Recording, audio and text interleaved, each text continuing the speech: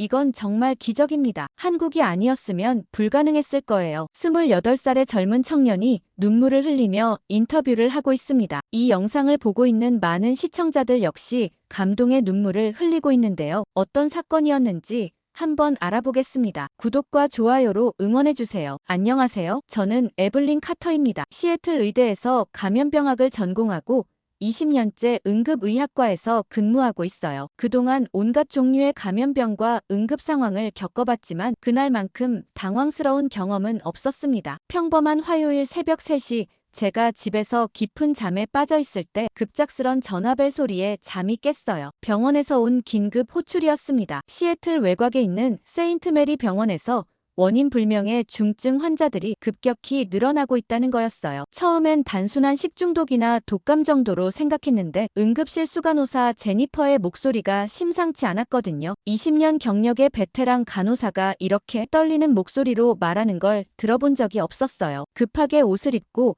병원으로 향하는 차 안에서도 계속 연락이 왔습니다. 환자 수가 계속 늘어나고 있다는 거였어요. 오전 1시에 2명이었던 환자가 3시에는 8명, 제가 도착할 즈음에는 무려 15명으로 불어났거든요. 이런 급속한 확산 속도는 정말 이상했어요. 일반적인 감염병으로는 설명이 안 되는 패턴이었습니다. 병원에 도착했을 때 응급실 분위기는 정말 긴박했어요. 평소라면 조용했을 새벽 시간인데 마치 전쟁터 같았거든요. 의료진들이 분주하게 뛰어다니고 있었고 중환자실은 이미 포화 상태였습니다. 환자들의 증상이 모두 비슷했어요. 고열과 호흡곤란 그리고 급격한 혈압 강화까지 폐혈증과 유사한 증상들이었지만 일반적인 폐혈증보다 훨씬 빠른 진행 속도를 보이고 있었어요. 가장 당황스러웠던 건 감염 경로를 전혀 파악할 수 없다는 거였습니다. 환자들 간의 공통점을 찾으려고 했지만 나이도, 성별도, 직업도 모두 달랐어요. 심지어 거주 지역도 시애틀 전역에 흩어져 있었거든요. 마치 무작위로 발생한 것처럼 보였는데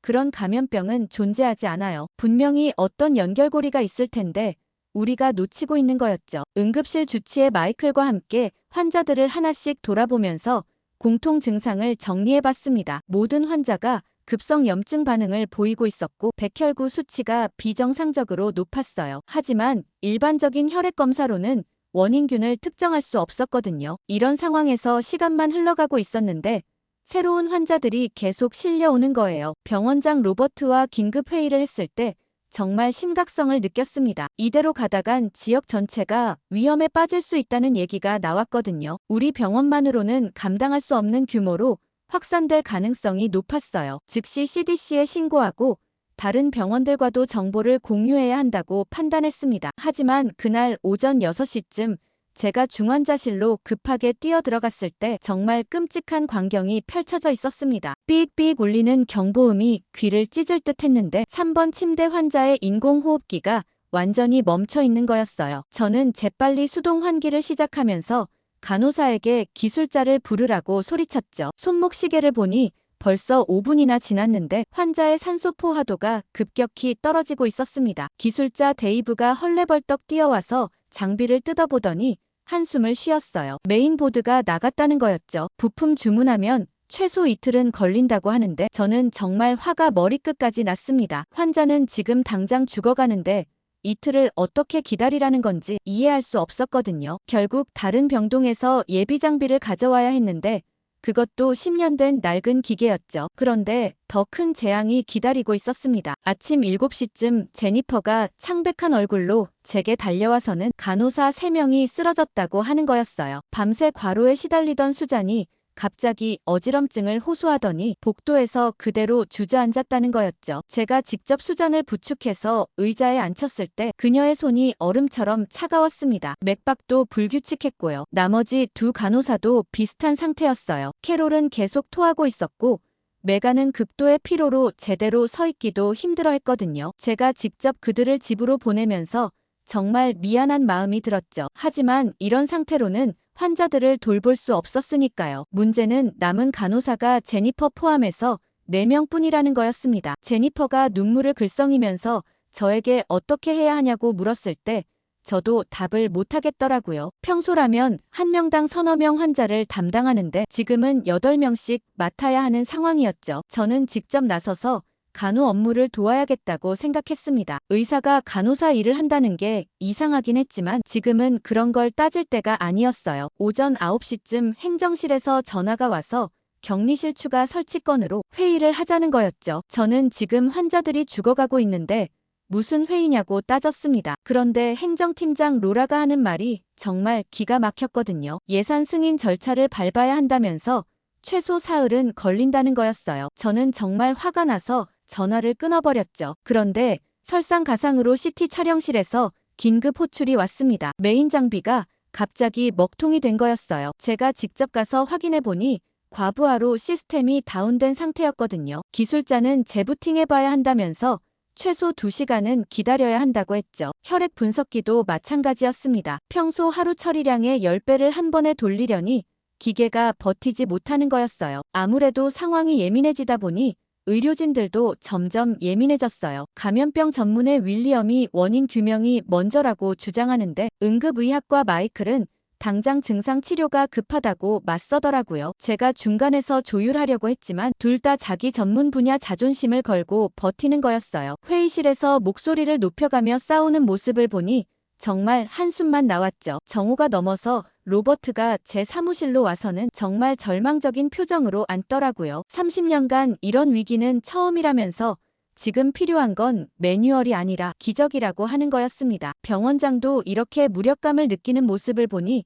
상황이 얼마나 심각한지 실감났어요. 우리가 그동안 믿고 의지했던 모든 시스템이 이런 극한 상황에서는 아무 소용없다는 걸 뼈저리게 깨달았죠. 그런데 그날 오후 2시쯤 정말 이상한 일이 벌어졌어요. 중환자실에 입원한 환자 중 2명이 갑자기 놀라운 회복세를 보이기 시작한 거였거든요. 아침까지만 해도 생사를 오가던 환자들이 혈압이 안정되고 호흡도 편해지더라고요. 15명의 환자 중에서 딱 2명만 이런 반응을 보였는데 정말 신기했어요. 첫 번째 환자는 42살 주부 캐롤이었는데 그녀를 담당한 의사가 정지훈이라는 한국계 레지던트였어요. 정지훈은 우리 병원에 온 지 6개월 정도 된 신참이었는데 평소에도 좀 독특한 면이 있었거든요. 표준 프로토콜을 따르면서도 가끔 자신만의 방식을 추가하곤 했어요. 다른 의사들은 그냥 젊은 의사의 열정 정도로 여겼는데 이번엔 뭔가 달랐습니다. 제가 정지훈에게 캐롤의 치료 과정을 자세히 물어봤을 때 그의 대답이 흥미로웠어요. 표준 치료에 추가로 한국에서 배운 몇 가지 보조요법을 적용했다고 하더라고요. 특별한 약물을 쓴 건 아니었고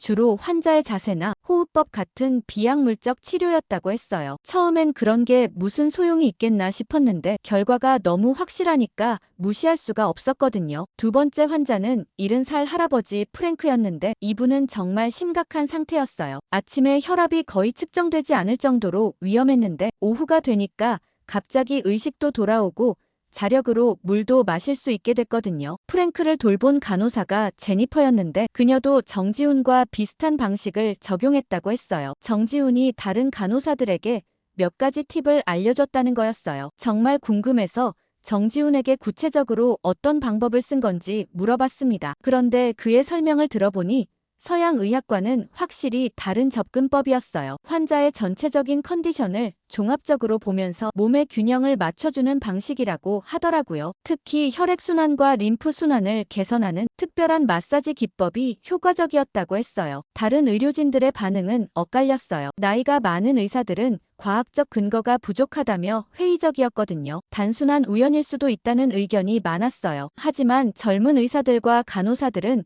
호기심을 보였습니다. 지금까지 시도했던 모든 표준 치료가 별 효과를 보지 못하고 있는 상황에서 뭔가 다른 방법이 필요하다는 걸 느끼고 있었거든요. 가장 흥미로웠던 건 정지훈이 환자를 대하는 방식이었어요. 다른 의사들이 주로 검사 수치나 증상에 집중하는 반면 정지훈은 환자의 표정이나 몸짓까지 세심하게 관찰했거든요. 환자가 불편해하는 부위를 손으로 직접 만져보면서 미세한 변화를 감지하려고 했어요. 마치 기계가 아니라 사람을 보고 있다는 느낌이었습니다. 오후 4시쯤 회진을 돌면서 두 환자의 상태를 다시 확인해봤는데 정말 놀라웠어요. 다른 환자들은 여전히 위험한 상태인데 이 2명만은 계속 호전되고 있었거든요. 혈액 검사 수치도 눈에 띄게 개선됐고 무엇보다 환자들 자신이 몸이 좋아지는 걸 느끼고 있었어요. 이런 극명한 차이를 보니 정지훈의 방법에 뭔가 특별한 게 있다는 확신이 들기 시작했습니다. 하지만 동양에서 온 레지던트의 말을 100% 믿는 건 자존심이 허락하지 않았죠. 그날 저녁 8시 저는 정말 절박한 마음으로 WHO 본부에 긴급 영상 회의를 요청했어요. 20년 의료진 경력 중에 이렇게 다급하게 국제 협력을 구한 적은 처음이었거든요. 환자 수가 25명으로 늘어났고 기존 치료법으로는 한계가 명확했으니까요. 정지훈의 방법이 효과는 있었지만 2명에게만 적용된 결과로는 확신하기 어려웠어요. WHO 담당자에게 먼저 연락했을 때 그는 상당히 관심을 보였어요. 하지만 공식적인 절차를 거쳐야 한다고 하더라고요. 감염병 확산 보고서 작성과 지역 보건당국 승인, 그리고 각국 전문가들의 일정 조율까지 최소 사흘은 걸린다는 거였어요. 지금 당장 사람들이 죽어가고 있는데 사흘을 기다릴 수는 없었거든요. 다행히 제가 개인적으로 알고 있던 유럽 감염병 관리센터의 마르코 로시에게 직접 연락할 수 있었어요. 마르코는 5년 전 메르스 사태 때 함께 일했던 동료였는데 그때도 비슷한 위기 상황을 겪었거든요. 그에게 상황을 설명했더니 즉시 유럽 전문가들을 연결해주겠다고 했어요. 하지만 그들도 각자 소속 기관의 승인이 필요하다는 조건을 달았습니다. 지푸라기라도 잡는 심정으로 캐나다 토론토 대학의 사라 윌슨과 일본 도쿄대의 다나카 히로시에게도 연락했어요. 둘 다 감염병 분야에서는 세계적인 권위자들이었거든요. 사라는 즉시 관심을 보이며 도움을 주겠다고 했지만 캐나다 보건당국의 사전 검토가 필요하다고 했어요. 다나카 교수는 더 신중했는데 일본에서 경험한 유사 사례가 있는지 먼저 확인해봐야겠다고 했습니다. 밤 11시가 되어서야 겨우 긴급 영상회의가 성사됐어요. 총 8명의 전문가가 참석했는데 미국과 유럽 그리고 일본 또 캐나다 그리고 호주에서 각각 한두 명씩이었어요. 화면으로 만난 그들의 표정은 진지했지만 어딘지 거리감이 느껴졌거든요. 마치 흥미로운 학술 사례를 토론하는 것 같은 분위기였어요. 제가 현재 상황을 상세히 브리핑했을 때 모든 참석자들이 심각성은 인정했어요. 하지만 구체적인 지원 방안을 논의하자 분위기가 미묘하게 변했거든요. 마르코가 먼저 유럽에서는 비슷한 사례 보고가 없어서 직접적인 도움을 주기 어렵다고 했어요. 경험상 이런 원인 불명 감염병은 지역적 특성이 강해서 다른 지역 경험을 그대로 적용하기 힘들다는 거였어요. 사라 윌슨은 더 구체적인 의학적 근거가 필요하다고 주장했어요. 혈액 샘플 분석 결과와 병리학적 소견 그리고 역학조사 자료까지 모든 데이터를 검토한 후에야 조언을 줄 수 있다고 했거든요. 하지만 그런 자료를 준비하고 검토하는 데만 일주일은 걸릴 거였어요. 다나카 교수도 비슷한 입장이었는데 일본 후생 노동성의 승인 없이는 공식적인 의견을 제시할 수 없다고 했습니다. 1시간 넘게 회의를 했는데 결론은 각자 소속 기관에서 검토 후 다시 논의하자는 거였어요. 모두들 안전성을 보장할 수 없다는 이유로 적극적인 협력을 거부했거든요. 영상회의가 끝난 후 저는 정말 허탈했어요. 세계 최고의 전문가들도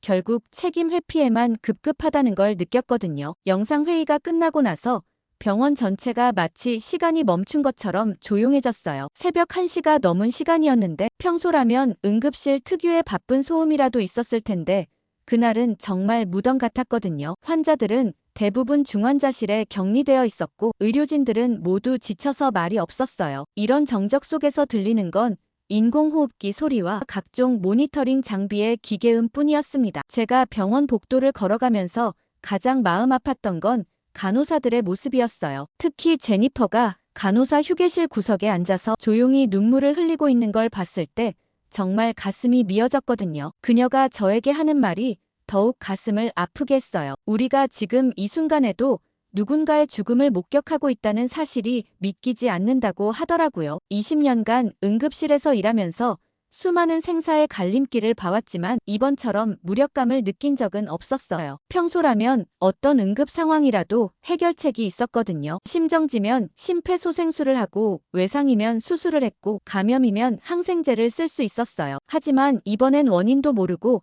치료법도 없었으니까요. 마치 맨손으로 거대한 벽을 뚫으려는 기분이었습니다. 가장 답답했던 건 시간이 계속 흘러간다는 거였어요. 매 시간마다 환자들의 상태는 조금씩 악화되고 있었는데 우리가 할 수 있는 건 대증 치료뿐이었거든요. 해열제로 열을 내리고 수액으로 탈수를 방지하고 산소로 호흡을 돕는 것 말고는 특별한 방법이 없었어요. 정말 19세기 의사가 된 기분이었습니다. 새벽 2시쯤 중환자실을 돌아보는데 정말 참담했어요. 25명의 환자 중에서 정지훈이 돌본 2명만 안정적이고 나머지는 모두 위험한 상태였거든요. 몇몇 환자는 이미 의식을 잃었고 혈압도 계속 떨어지고 있었어요. 이런 상황에서 가족들에게 어떻게 설명해야 할지 막막했습니다. 로버트가 새벽에 다시 병원에 나왔을 때 그의 얼굴을 보니 정말 늙어 보였어요. 평소에도 60대였지만 하룻밤 사이에 10살은 더 늙은 것 같았거든요. 그가 저에게 털어놓은 고민이 더욱 현실적이었어요. 병원 운영비와 의료진 과로 그리고 언론 대응까지 모든 게 한계에 달했다고 하더라고요. 그러다 갑자기 코드블루가 떴습니다. 새벽 3시였죠. 어제 상태가 좋았을 땐 40살 아버지였는데 아직 어린 자녀가 둘이나 있다고 했거든요. 최선을 다해 30분간 심폐소생술을 시행했지만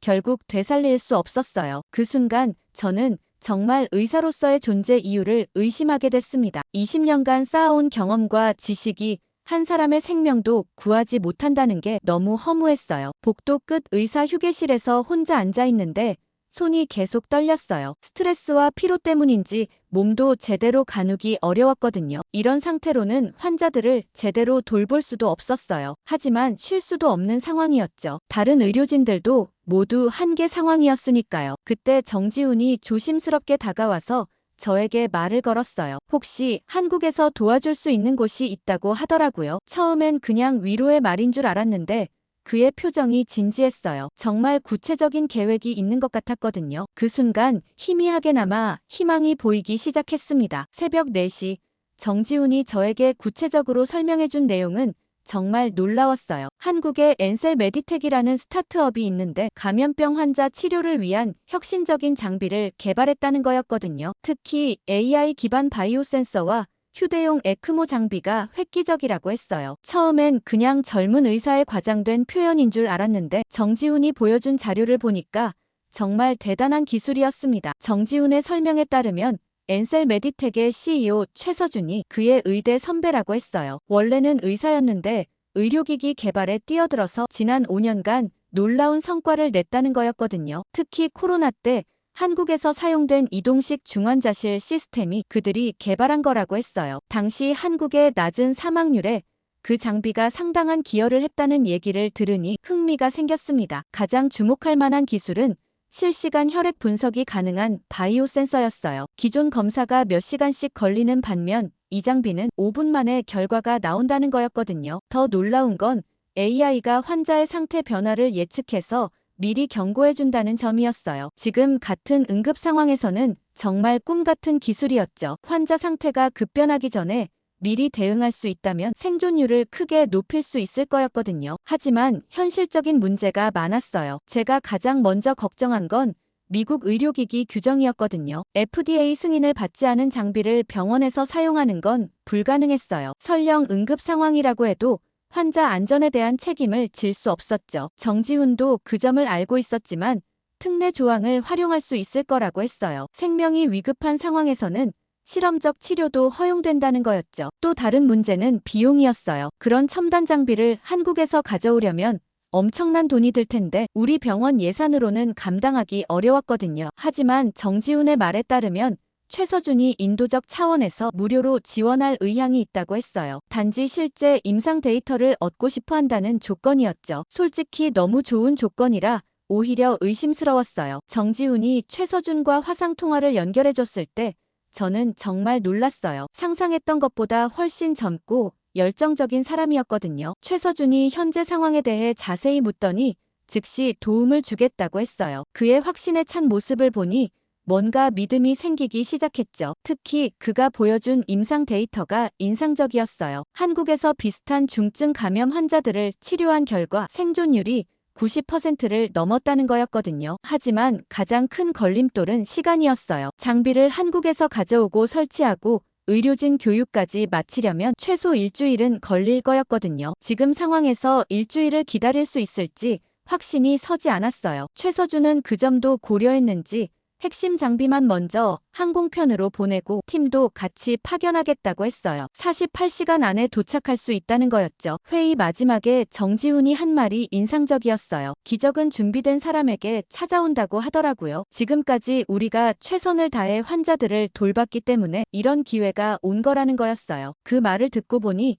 정말 그런 것 같았어요. 만약 우리가 포기했다면 이런 도움의 손길도 없었을 거거든요. 그 순간 다시 한번 희망을 가져도 될 것 같다는 생각이 들었습니다. 하지만 새벽 6시 응급의료진 회의에서 정말 격렬한 토론이 벌어졌어요. 제가 한국의료진 지원 계획을 발표했을 때 병원 내 분위기가 확연히 갈라졌거든요. 마이클과 몇몇 젊은 의사들은 적극적으로 찬성했지만 베테랑 의사들과 병원 행정진은 강력하게 반대했어요. 특히 내과 과장 윌리엄이 가장 목소리를 높였는데 검증되지 않은 외국 기술에 환자 생명을 맡길 수 없다고 주장했거든요. 윌리엄의 논리는 나름 일리가 있었어요. 미국 의료계에서 30년간 쌓아온 경험상 이런 급작스러운 실험적 치료는 오히려 더 큰 위험을 초래할 수 있다는 거였거든요. 게다가 FDA 승인도 받지 않은 장비를 사용하다가 의료사고가 나면 병원 전체가 법적 책임을 져야 한다고 했어요. 병원 법무팀장 제시카도 비슷한 우려를 표했는데 보험 문제까지 복잡하게 얽힐 수 있다고 경고했습니다. 로버트도 처음엔 회의적이었어요. 병원장으로서 모든 책임을 져야 하는 입장에서 너무 큰 도박이라고 생각했거든요. 하지만 제가 현재 환자들의 생존율과 한국 기술의 임상 데이터를 비교해서 보여주니까 조금씩 마음이 흔들리기 시작했어요. 지금 방법으로는 절반 이상의 환자가 위험하다는 게 명확했으니까요. 간호사들 사이에서도 의견이 나뉘었어요. 제니퍼와 같은 베테랑 간호사들은 새로운 장비 사용법을 익히는 것 자체가 부담이라고 했거든요. 지금도 과로에 시달리고 있는데 추가로 교육받고 새로운 프로토콜을 익힐 여력이 없다는 거였어요. 반면 젊은 간호사들은 기존 방법으로는 한계가 있으니 뭔가 다른 시도가 필요하다고 주장했습니다. 가장 격렬하게 반대한 건 감염병 전문의 앨런이었어요. 그는 아예 한국 의료진이 오는 것 자체를 반대했거든요. 미국 의료 시스템에 익숙하지 않은 외국 의료진이 개입하면 오히려 혼란만 가중될 거라는 주장이었어요. 특히 언어 소통 문제와 의료 문화 차이 때문에 실수가 생길 가능성이 높다고 경고했습니다. 하지만 저는 포기할 수 없었어요. 지난 이틀간 3명의 환자를 잃었고 나머지 환자들도 시간이 갈수록 악화되고 있었거든요. 기존 치료법으로는 더 이상 희망이 보이지 않았어요. 제가 회의 참석자들에게 강조한 건 우리에게 선택의 여지가 별로 없다는 현실이었죠. 지금 상황에서는 약간의 위험을 감수하더라도 새로운 가능성에 도전해야 한다고 생각했습니다. 정지훈이 추가로 제시한 자료가 설득력이 있었어요. 한국 의료진의 이력과 엔셀 메디텍의 기술 검증 과정을 상세히 보여줬거든요. 특히 유럽과 일본에서도 비슷한 기술을 시범 적용해서 좋은 결과를 얻었다는 사례가 인상적이었어요. WHO에서도 이 기술에 대해 긍정적으로 평가하고 있다는 자료까지 있었습니다. 1시간 넘게 토론한 끝에 조건부 승인이라는 절충안이 나왔어요. 일단 한국 의료진을 받아들이되 기존 치료와 병행해서 진행하고 모든 과정을 상세히 기록한다는 조건이었거든요. 만약 72시간 내에 뚜렷한 개선이 없으면 즉시 중단한다는 단서도 달았어요. 완전한 승리는 아니었지만 일단 시작할 수 있는 기회를 얻은 거였죠. 로버트가 최종 결정을 내릴 때 정말 고민하는 모습이 역력했어요. 30년간 보수적으로 병원을 운영해온 그에게는 정말 어려운 선택이었을 거거든요. 하지만 결국 그도 환자들의 생명이 가장 중요하다고 판단했어요. 다만 모든 법적 책임은 제가 지겠다는 조건을 요구했는데 저는 주저없이 받아들였습니다. 그 다음 날 오후 3시 시애틀 공항에 한국 의료진이 도착했을 때 저는 정말 떨렸어요. 48시간 만에 이런 국제 협력이 성사된다는 게 믿기지 않았거든요. 입국장에서 나오는 한국 팀을 보니 생각보다 젊고 활기찬 사람들이었어요. 총 5명이었는데 최서준을 포함해서 의사 2명, 간호사 1명, 그리고 의료기기 엔지니어 1명으로 구성되어 있었습니다. 최서준을 직접 만났을 때 화상통화로 봤던 것보다 더 카리스마가 있었어요. 키도 크고 말투도 자신감이 넘쳤거든요. 하지만 동시에 겸손한 면도 있어서 저에게 먼저 인사하면서 부족한 영어 실력을 양해해달라고 했어요. 사실 그의 영어는 꽤 유창했는데 한국 사람 특유의 겸손함인 것 같았어요. 한국 팀과 함께 온 의료기기들을 보니 정말 놀라웠어요. 생각보다 훨씬 컴팩트하고 세련된 디자인이었거든요. 특히 AI 바이오 센서는 노트북만 한 크기인데 기존 검사실 장비보다 더 정확하다고 했어요. 휴대용 에크모도 기존 것의 절반 크기여서 이동이 훨씬 편리할 것 같았습니다. 엔지니어 김태현이 장비 설명을 해주는데 정말 자랑스러워하는 모습이 인상적이었어요. 병원에 도착해서 한국팀이 현재 환자 상황을 파악하는 과정이 흥미로웠어요. 최서준과 함께 온 내과 전문의 박민정이 환자들을 하나씩 진찰하면서 메모를 적는 모습이 정말 꼼꼼했거든요. 우리가 놓쳤을 수도 있는 세세한 부분까지 체크하더라고요. 특히 환자의 혀 상태나 손톱 색깔 같은 것도 유심히 관찰했는데 그런 진찰법은 처음 봤어요. 간호사 이수진은 정말 프로페셔널했어요. 우리 간호사들과 소통하면서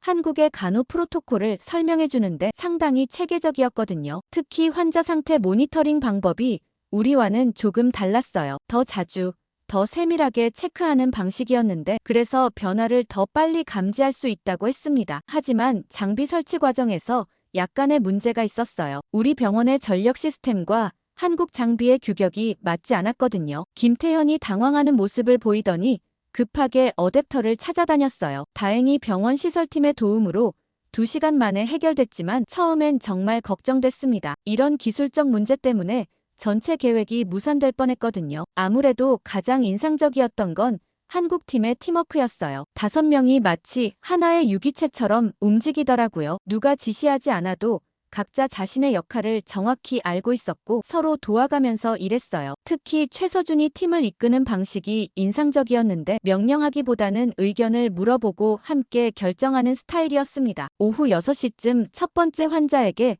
새로운 치료를 시작했을 때 정말 긴장됐어요. 혹시 문제가 생기면 어떻게 해야 할지 몰랐거든요. 하지만 박민정이 환자를 다루는 모습을 보니 안심이 됐어요. 정말 세심하고 신중하게 접근했거든요. 기존 치료를 중단하지 않고 추가적으로 한국 방식을 적용하는 거였어요. AI 바이오 센서를 처음 작동시켰을 때 결과가 정말 놀라웠어요. 5분 만에 우리가 하루 종일 기다려야 했던 검사 결과가 나온 거거든요. 더욱 놀라운 건 AI가 예측한 환자 상태 변화였어요. 앞으로 6시간 후에 환자 상태가 어떻게 될지 그래프로 보여주더라고요. 이런 기술이 있다면 정말 선제적인 치료가 가능할 것 같았습니다. 저녁 8시쯤 첫 번째 치료 결과를 확인했을 때 희망이 보이기 시작했어요. 환자의 혈압이 안정되고 호흡도 편해지더라고요. 물론 하루 결과만으로 성공이라고 할 수는 없지만 긍정적인 신호였던 건 분명했어요. 한국팀도 만족스러워하는 표정이었고 우리 의료진들도 조금씩 믿음을 갖기 시작했습니다. 그 다음날 아침 6시 회진에서 정말 믿을 수 없는 광경을 목격했어요. 어제 한국팀이 새로운 치료를 시작한 환자 3명 모두 눈에 띄게 호전된 거였거든요. 특히 가장 위중했던 55세 여성 환자 린다는 완전히 다른 사람 같았어요. 이틀 전까지만 해도 의식을 잃고 인공호흡기에 의존했는데 이제는 자력으로 숨을 쉬고 있었거든요. 정말 기적 같은 일이었습니다. AI 바이오 센서가 보여준 데이터도 놀라웠어요. 환자들의 염증 수치가 급격히 떨어지고 있었고 면역 반응도 정상화되고 있었거든요. 더욱 신기한 건 AI가 12시간 전에 이런 호전을 예측했다는 거였어요. 박민정이 그 예측 데이터를 바탕으로 미리 치료 계획을 조정했는데 그게 정확히 맞아떨어진 거였죠. 이런 선제적 의료가 가능하다는 게 정말 충격적이었어요. 우리 의료진들의 반응도 극적으로 변했어요. 어제까지만 해도 회의적이었던 윌리엄조차 한국팀의 방법에 관심을 보이기 시작했거든요. 특히 박민정이 환자 진찰하는 모습을 유심히 지켜보면서 질문을 던지더라고요. 맥박을 재는 방법이나 복부 촉진 기법이 서양 의학과는 확연히 다르다는 걸 인정했습니다. 제니퍼도 이수진과 함께 일하면서 많은 걸 배우고 있었어요. 한국식 환자 케어가 훨씬 세심하다는 걸 깨달았다고 하더라고요. 특히 환자의 미세한 표정 변화나 몸짓까지 관찰해서 컨디션을 파악하는 방법이 인상적이라고 했어요. 이수진이 알려준 마사지 기법도 환자들이 정말 좋아했거든요. 가장 극적인 변화를 보인 건 린다였어요. 오전 10시쯤 그녀가 처음으로 말을 했을 때 정말 눈물이 났거든요. 목소리는 여전히 약했지만 의식이 완전히 돌아온 게 분명했어요. 남편과 딸이 면회 왔을 때 린다가 손을 흔들어주는 모습을 보니 정말 감동적이었습니다. 가족들도 믿을 수 없다는 표정이었어요. 두 번째 환자인 마크도 놀라운 회복을 보였어요. 어제까지만 해도 혈압이 계속 떨어져서 위험했는데 오늘은 안정적으로 유지되고 있었거든요. 휴대용 에크모 덕분에 심장 부담도 크게 줄었고 신장 기능도 회복되고 있었어요. 김태현이 에크모 데이터를 실시간으로 모니터링하면서 미세 조정하는 모습이 정말 프로페셔널했습니다. 세 번째 환자 톰은 가장 젊은 28살 환자였는데 회복 속도가 정말 빨랐어요. 어제 저녁에 치료를 시작했는데 벌써 침대에서 일어나려고 시도하고 있었거든요. 이수진이 아직 무리하면 안 된다고 말렸지만 환자 본인도 몸이 좋아지는 걸 확실히 느끼고 있었어요. 혈액 검사 수치도 거의 정상 수준으로 돌아왔습니다. 한국팀의 자신감도 눈에 띄게 늘어났어요. 최서준이 다른 환자들에게도 동일한 치료를 확대 적용하자고 제안했을 때 저는 주저없이 동의했거든요. 이미 3명에게서 확실한 효과를 봤으니까 더 이상 망설일 이유가 없었어요. 다만 안전을 위해 한 번에 3명씩만 추가로 치료하기로 했습니다. 오후 2시쯤 병원 전체 분위기가 완전히 달라졌어요. 며칠 동안 무거웠던 공기가 한순간에 밝아진 거였거든요. 간호사들도 웃음이 늘었고 의사들도 활기를 되찾았어요. 로버트가 저에게 정말 잘한 결정이었다고 하면서 고마워하더라고요. 그동안 느꼈던 부담감이 한순간에 사라지는 느낌이었습니다. 가장 기뻤던 순간은 린다가 저에게 고맙다고 인사할 때였어요. 한국에서 온 의사들 덕분에 살 수 있었다면서 정말 감사하다고 하더라고요. 그 순간 지난 며칠간의 모든 고생이 보상받는 기분이었어요. 의사로서 환자를 살렸다는 성취감보다는 올바른 선택을 했다는 안도감이 더 컸습니다. 그날 오후 4시쯤 병원 로비가 갑자기 시끌벅적해졌어요. 지역 방송국 뉴스팀이 카메라를 들고 나타났거든요. 누군가 한국 의료진의 성공적인 치료 소식을 언론에 흘린 것 같았어요. 리포터 사라 톰슨이 로버트에게 인터뷰를 요청했는데 병원장으로서는 정말 난감한 상황이었을 거예요. 아직 공식적으로 발표할 단계는 아니었거든요. 그런데 더 큰 문제는 병원 직원이 촬영했는지 린다의 회복 모습을 촬영해서 페이스북에 올렸습니다. 그 영상이 몇 시간 만에 수천 번 공유되면서 화제가 됐어요. 댓글들을 보니 한국 의료진에 대한 찬사가 가득했는데 동시에 미국 의료 시스템에 대한 비판도 많았어요. 이런 반응은 예상하지 못했던 거라 당황스러웠습니다. 페이스북이 화제가 되면서 CBS 시애틀에서도 취재진을 보냈고 심지어 CNN에서도 연락이 왔어요. 한국의 첨단 의료 기술이 미국에서 성과를 냈다는 스토리가 전국적으로 관심을 끌고 있었거든요. 특히 AI 바이오 센서와 휴대용 에크모 같은 혁신적 장비에 대한 궁금증이 많아 보였어요. 기술 전문 기자들까지 몰려와서 김태현에게 인터뷰를 요청했습니다. 한국팀은 갑작스러운 언론 관심에 상당히 부담스러워했어요. 최서준이 저에게 혹시 이런 노출이 치료에 방해가 되지 않을까 걱정한다고 하더라고요. 환자들의 프라이버시도 문제였고 아직 완전히 검증되지 않은 기술이 과도하게 포장될 우려도 있었거든요. 의료진으로서는 신중해야 할 상황이었습니다. 하는 수 없이 최서준과 함께 이 상황을 어떻게 하면 좋을지 논의했어요. 그는 기술의 우수성을 알리는 것도 중요하지만 환자 치료가 최우선이라고 강조했거든요. 언론 대응은 최소화하고 치료에만 집중하자는 의견이었어요. 저도 동감했지만 이미 시작된 관심을 완전히 차단하기는 불가능해 보였습니다. 하지만 페이스북 영상만으로도 그날 오후 지역 뉴스에서 우리 병원 이야기가 톱뉴스로 나왔더라고요. 앵커는 한국의 의료 혁신과 미국과의 협력에 대해 상당히 긍정적으로 보도했죠. 하지만 동시에 FDA 승인 문제나 안전성 검증에 대한 의문도 제기했어요. 그날 이후 저녁 시간마다 병원 주차장에 취재진들이 진을 치고 있는 모습을 보니 정말 부담스러웠어요. 환자 가족들이나 다른 방문객들도 불편해하고 있었거든요. 로버트가 보안팀에 요청해서 병원 출입을 통제하기 시작했지만 언론의 관심은 계속 뜨거웠어요. 이런 상황이 치료에 집중해야 하는 의료진들에게는 방해가 되고 있었습니다. 가장 우려스러웠던 건 환자들의 반응이었어요. 갑작스러운 관심 때문에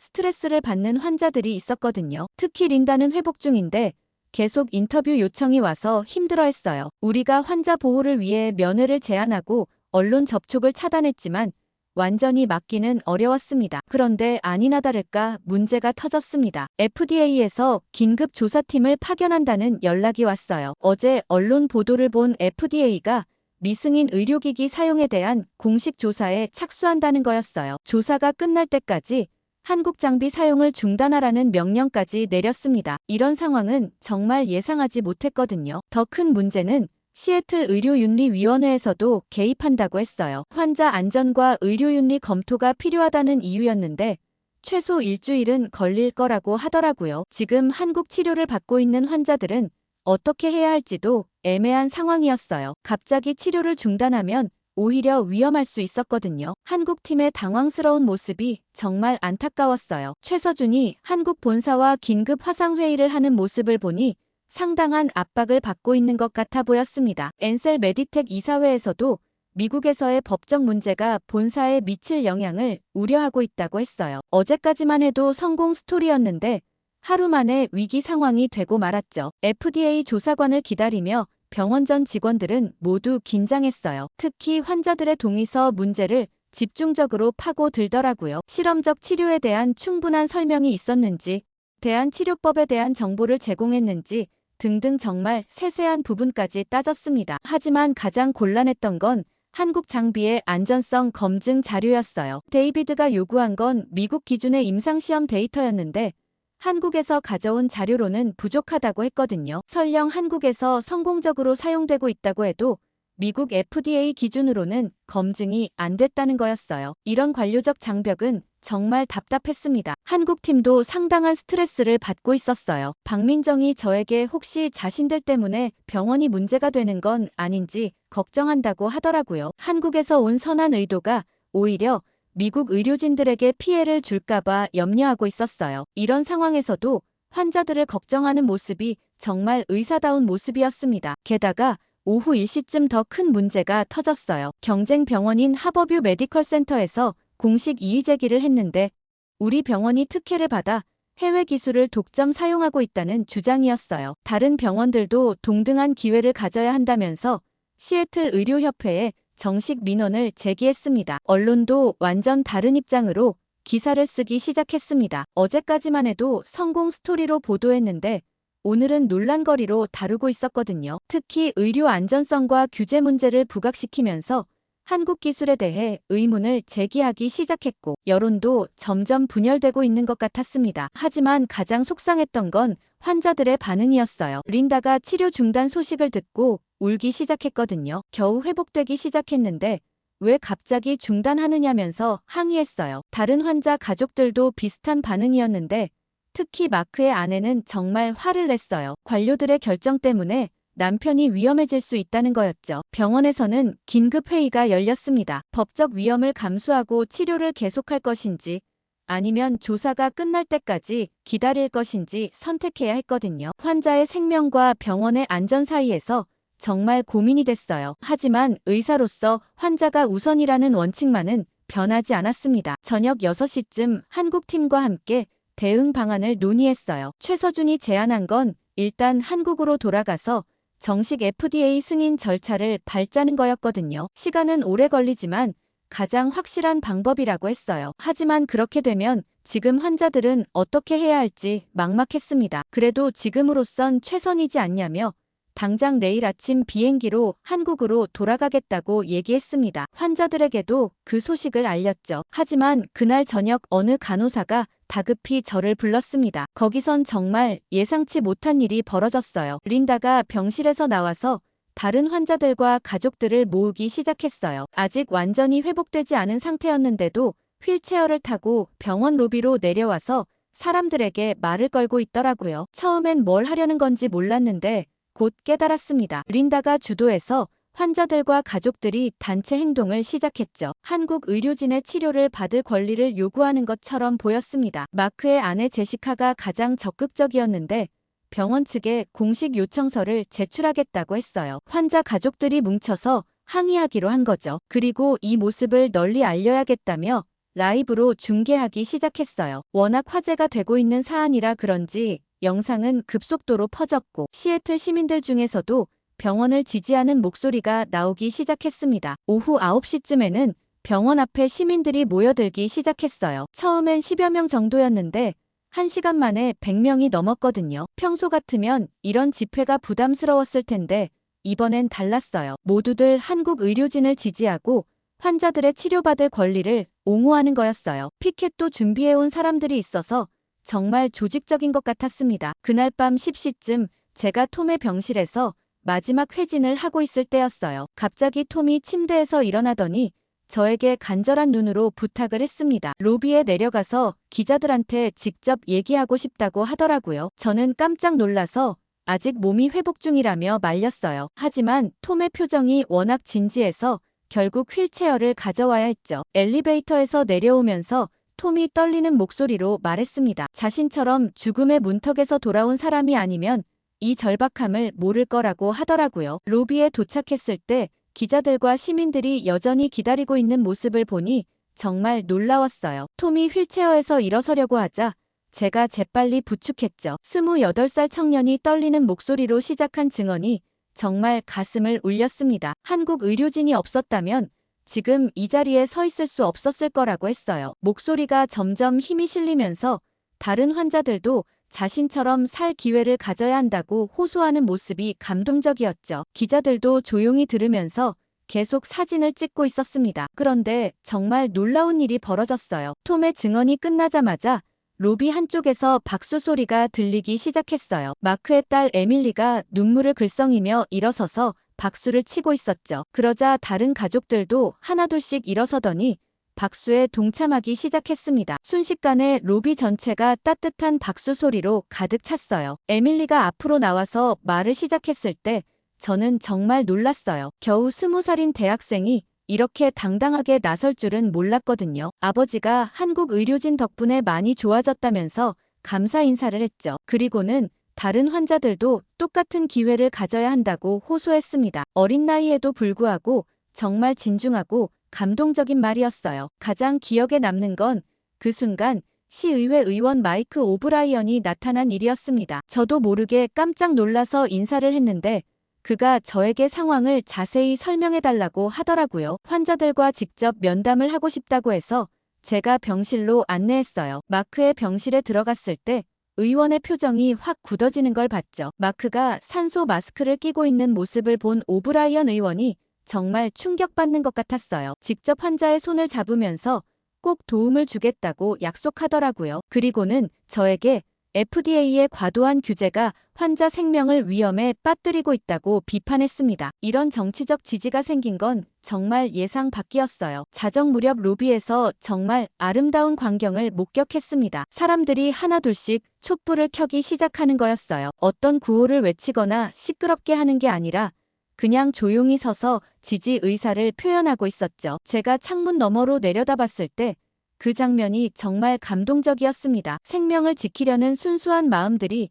하나로 모인 것 같았어요. 그리고 다음 날 극적인 반전이 있었습니다. FDA 본부에서 긴급 전화가 온 거였어요. 제가 직접 받았는데 워싱턴에서 어제 시애틀 상황을 지켜본 고위 관계자들이 특별 조치를 검토하겠다고 하더라고요. 환자들과 시민들의 여론이 워낙 거세다 보니 FDA도 무작정 강경하게만 나갈 수는 없었던 것 같았죠. 전화를 끊고 나서 정말 희망이 생기는 기분이었습니다. 그 다음 날 아침 제가 출근했을 때 정말 놀라운 광경을 목격했어요. FDA 조사관 데이비드가 병원 로비에서 환자 가족들과 진지한 대화를 나누고 있는 모습이었죠. 어제까지만 해도 딱딱하게 규정만 이야기하던 사람이 완전히 달라진 것 같았습니다. 제가 다가가자 데이비드가 저에게 한 말이 정말 의외였어요. 닥터 카터, 어젯밤 많은 생각을 했습니다 하면서 환자 안전을 위한 예외 조항을 검토해보겠다고 하더라고요. 특히 이미 치료를 받고 있는 환자들에 대해서는 갑작스러운 중단이 오히려 위험할 수 있다는 점을 인정했어요. 제가 귀를 의심할 정도로 놀라운 변화였죠. 여론 압력 때문인지는 몰라도 정말 긍정적인 신호였습니다. 가장 기억에 남는 건 린다와의 만남이었어요. 제가 그녀의 병실에 들어갔을 때 창가에 앉아서 밖을 내다보고 있더라고요. 치료 재개 소식을 전해줬을 때 린다의 반응이 정말 감동적이었습니다. 갑자기 눈물을 펑펑 쏟으면서 저에게 안겨오는 거였어요. 어제 밤새 죽음에 대한 두려움으로 잠 못 이뤘다고 하더라고요. 선생님, 정말 살 수 있는 거죠?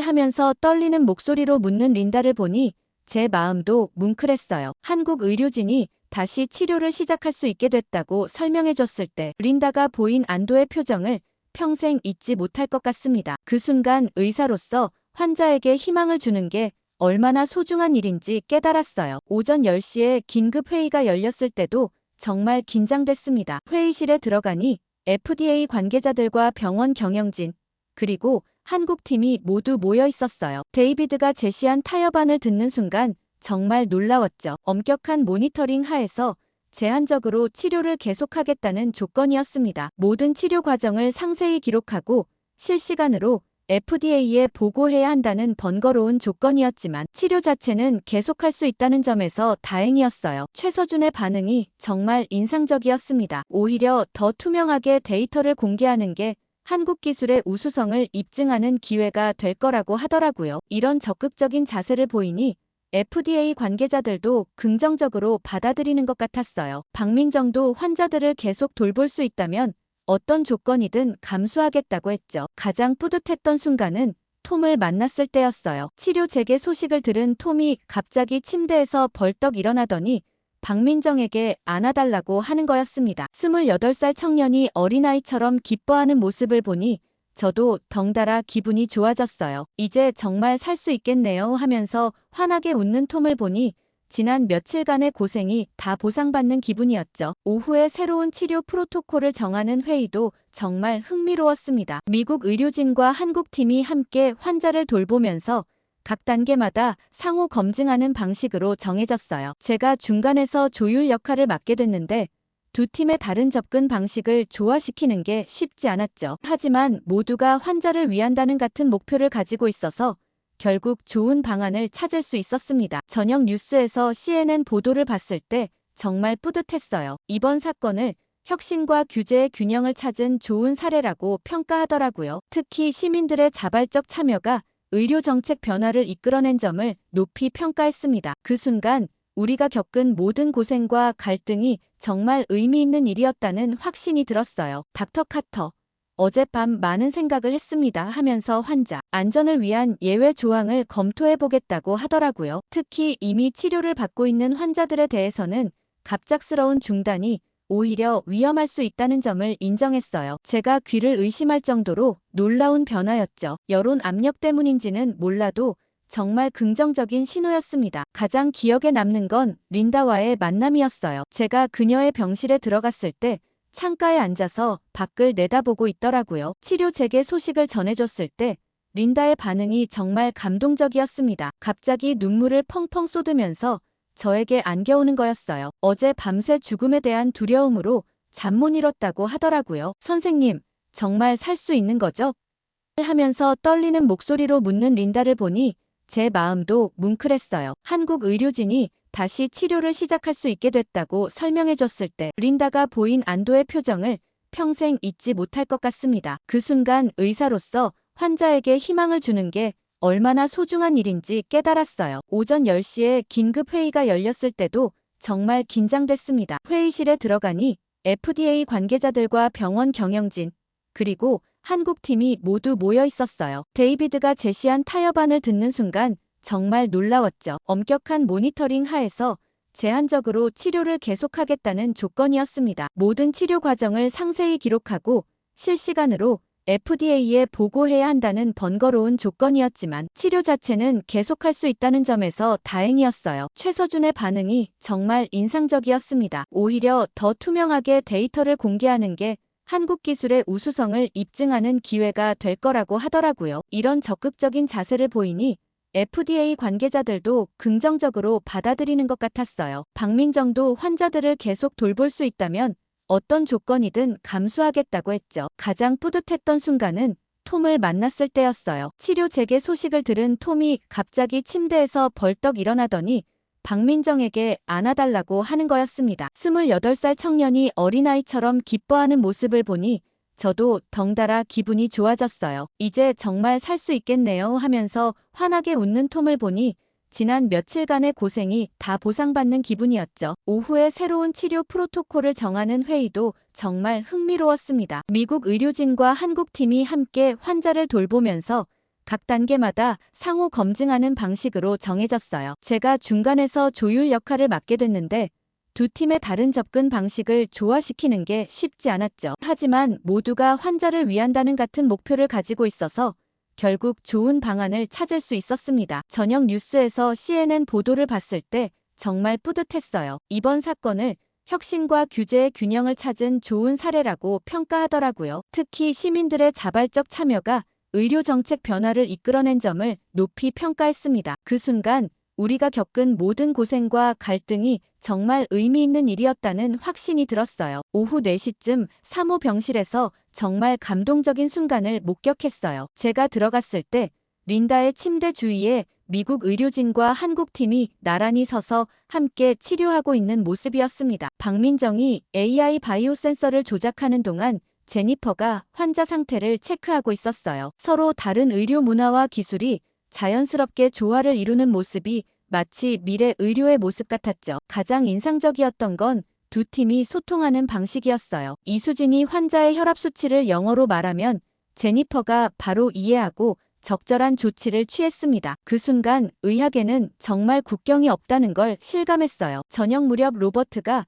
제 사무실로 찾아와서 정말 기뻐하는 모습이었어요. 30년 병원 경력에서 이런 국제 협력은 처음 본다면서 정말 잘 해결됐다고 축하해줬습니다. 위기를 기회로 바꾼 훌륭한 리더십이었다고 하더라고요. 사실 저도 이런 결과를 예상하지 못했는데 정말 많은 사람들의 도움 덕분이었어요. 특히 환자들과 시민들의 자발적 지지가 없었다면 절대 불가능했을 거라고 생각했죠. 그날 저녁 한국팀과 함께 병원 근처 레스토랑에서 식사를 했을 때 정말 뿌듯했습니다. 최서준이 스테이크를 자르면서 이번 경험을 통해 국제의료 협력의 중요성을 다시 한번 깨달았다고 하더라고요. 앞으로도 이런 협력이 계속되기를 바란다고 했는데 저도 완전히 같은 마음이었어요. 박민정도 미국 의료진들과 함께 일하면서 많이 배웠다고 했죠. 일주일 후 제가 가장 기뻤던 순간은 린다가 퇴원하는 날이었어요. 아침 10시쯤 퇴원 수속을 밟으러 갔을 때 린다가 완전히 건강한 모습으로 가족들과 함께 있는 걸 봤습니다. 일주일 전까지만 해도 생사를 오가던 그녀가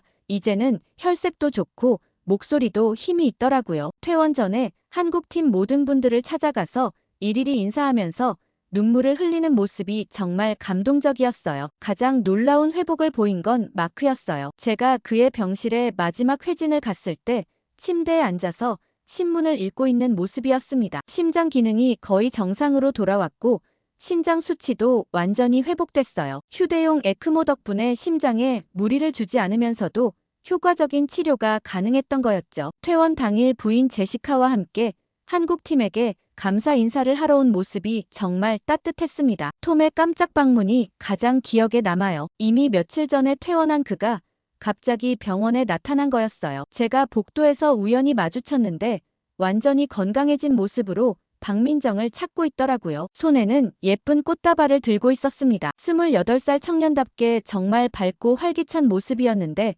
일주일 전 위중했던 모습과는 천지 차이였어요. 간호사님, 저 기억하시죠?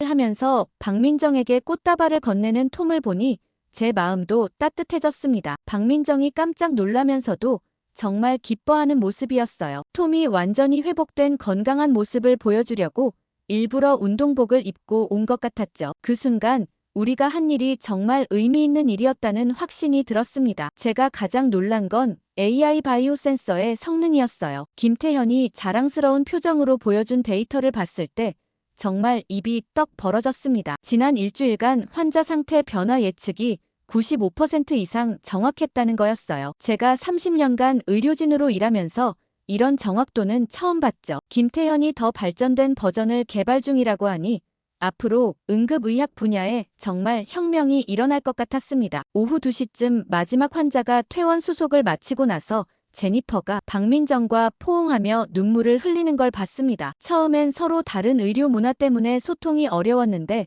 이제는 진짜 가족 같은 팀워크를 보이고 있었어요. 정지훈이 중간에서 통역 역할을 해준 덕분에 의료진 간 소통이 완전히 자연스러워졌죠. 언론 반응을 봤을 때도 정말 뿌듯했어요. 혁신적 의료 기술과 인간적 협력의 완벽한 결합이라고 평가하더라고요. 특히 환자들의 자발적 참여가 의료 정책 변화를 이끌어낸 점을 민주주의의 좋은 사례로 소개했어요. 우리가 한 일이 단순히 환자 치료를 넘어서 사회적 의미가 있었다는 걸 깨달았죠. 가장 놀라운 건 FDA에서 공식 성명을 발표한 일이었어요. 제가 뉴스를 보면서 정말 믿기지 않았습니다. 이번 협력 치료 결과를 바탕으로 혁신적 의료 기술에 대한 규제 개선을 검토하겠다는 거였어요. 특히 응급 상황에서는 더 유연한 접근을 허용하는 방향으로 정책을 조정할 예정이라고 했죠. 우리의 작은 시도가 이런 큰 제도적 변화를 가져올 줄은 상상도 못했습니다. 전국 병원들에서 쇄도하는 문의 전화를 받으면서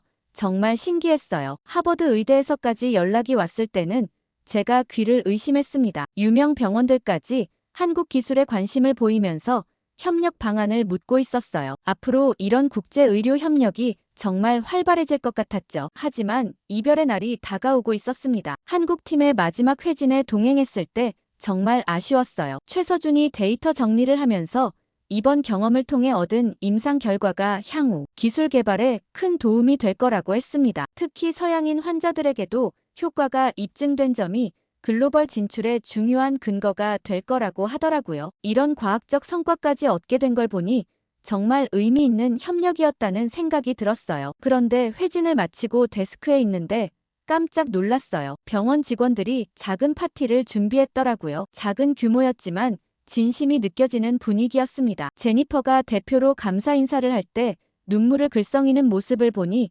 저도 마음이 뭉클했어요. 함께 일하면서 많은 걸 배웠고 의료진으로서 자부심을 다시 느낄 수 있었다고 하더라고요. 한국팀도 정말 감동받고 있었죠. 환자들이 한국 의료진에게 선물과 편지를 전해줬는데 한국팀 모든 분들이 진심으로 기뻐하는 모습이 아름다웠죠. 김태현은 편지를 다 읽고 나서는 병원에 AI 바이오 센서 한 대를 기증하겠다고 했어요. 그러자 로버트는 마치 크리스마스 선물을 받은 아이처럼 기뻐하면서 이 장비로 더 많은 환자들을 도울 수 있을 거라고 했습니다. 기술 이전뿐만 아니라 인적 교류도 계속하자고 약속하는 모습에서 진정한 의료 협력의 미래를 봤어요. 공항에서 마지막 인사를 하며 최서준이 탑승 게이트에서 마지막으로 한 말이 가장 기억에 남아요. 이번 경험을 통해 의료가 단순히 기술의 문제가 아니라 사람과 사람 사이의 신뢰와 협력이 더 중요하다는 걸 깨달았다고 하더라고요. 아무리 좋은 기술이 있어도 환자와 의료진,